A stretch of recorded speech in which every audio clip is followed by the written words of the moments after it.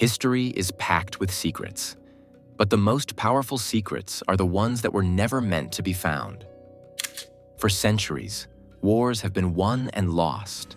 Empires have risen and fallen, and lives have been decided, not always by armies on a battlefield, but sometimes by a few symbols scrawled on a hidden piece of paper. This is the story of an invisible war fought across history. It's a battle of wits between the people who create secret messages, the Codemakers, and the brilliant minds who break them, the Codebreakers. This isn't just about solving puzzles. It's about how cracking a single message can change the course of human events. From ancient spies to modern leaders, codes have been a tool of power. Today, we're digging into the ingenious methods codebreakers use to decipher these messages and rewrite history. We'll explore the ancient origins of secret writing, uncover the mathematical breakthrough that exposed a whole class of ciphers, and reveal how a doomed queen's own words, decoded from a secret message, led her straight to the executioner's block. The birth of codebreaking. So, where does this story even start? With a simple yet powerful idea.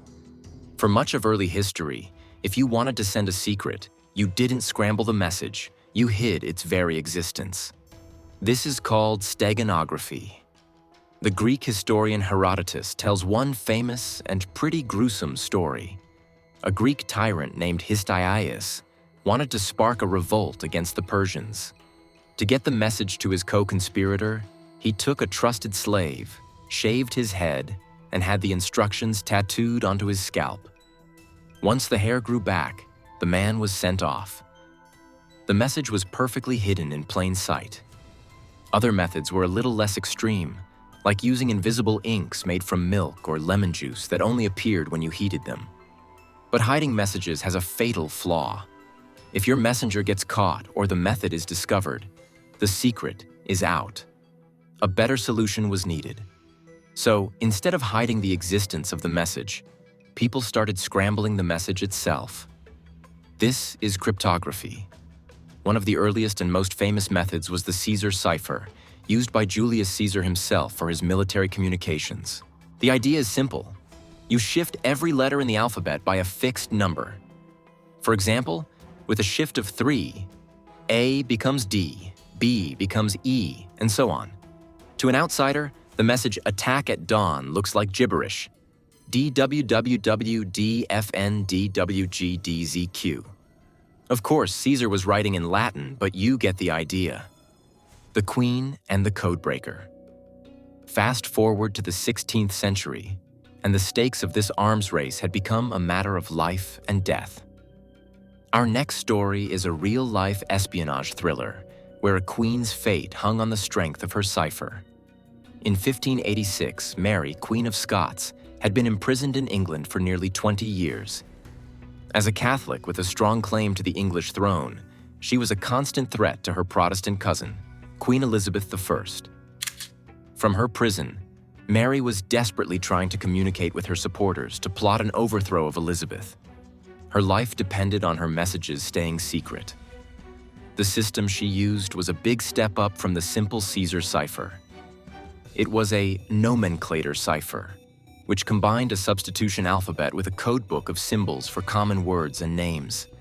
To make it even tougher, it used multiple symbols for frequent letters like E to try and flatten out those statistical spikes that Al-Kindi's frequency analysis relied on.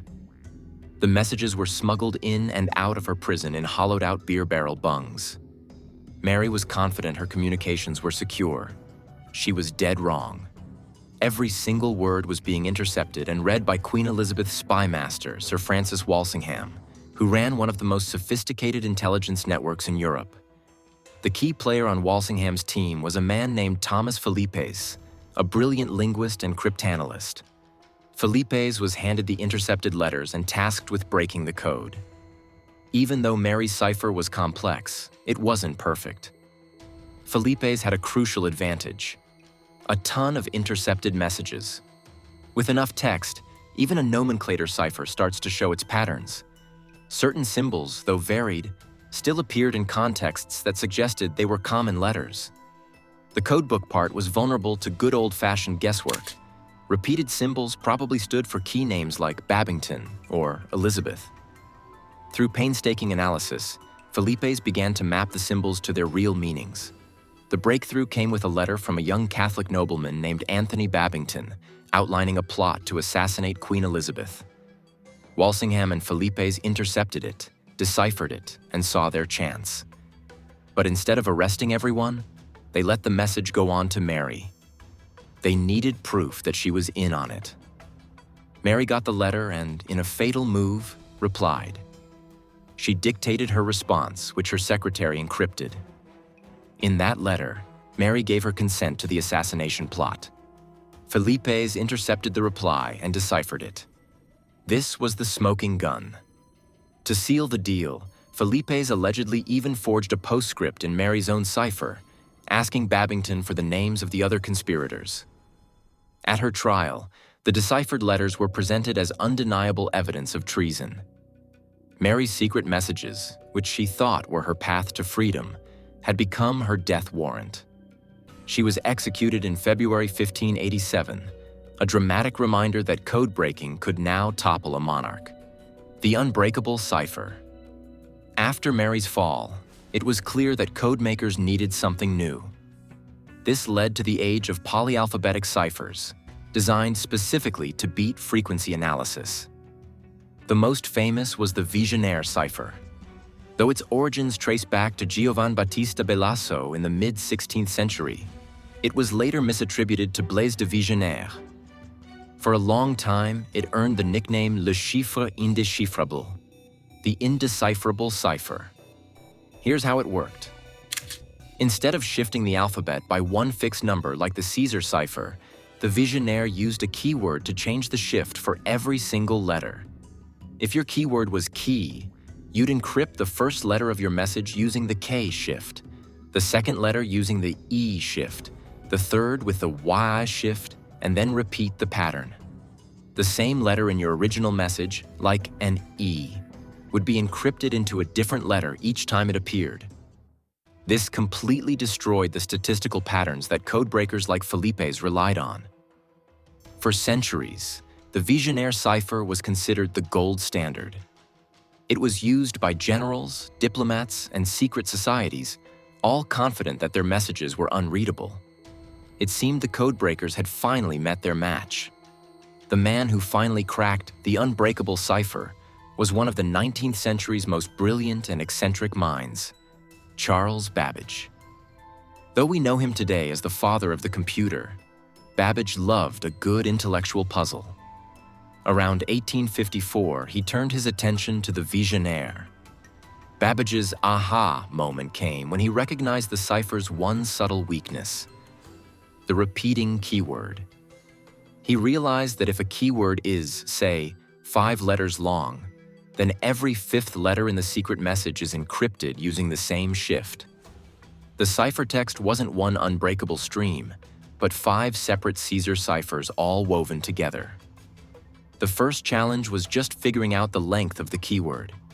This led to a method now known as the Kasiski examination. It was named after Friedrich Kasiski, who independently discovered and, unlike Babbage, published the technique in 1863. The method involves searching the ciphertext for repeated sequences of letters. The battle between codemakers and codebreakers runs through all of human history. Each of these stories shows how a single clever insight could completely change the game.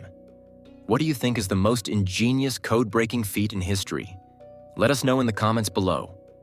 And if you enjoy stories about spies, secrets, and forgotten history, make sure to subscribe so you don't miss what's next. From the shaved head of a Greek slave to the tragic downfall of a queen and the mathematical mind of Charles Babbage, the drive to hide and uncover secrets has pushed human ingenuity to its absolute limits. The principles we've talked about, steganography, substitution, frequency analysis, and exploiting repetition, aren't just historical footnotes. They're the ancestors of the encryption that protects our information today. The arms race didn't stop with Babbage. It accelerated into the 20th century with mechanical marvels like the Enigma machine, which used complex rotors to create a polyalphabetic cipher with a truly astronomical number of keys.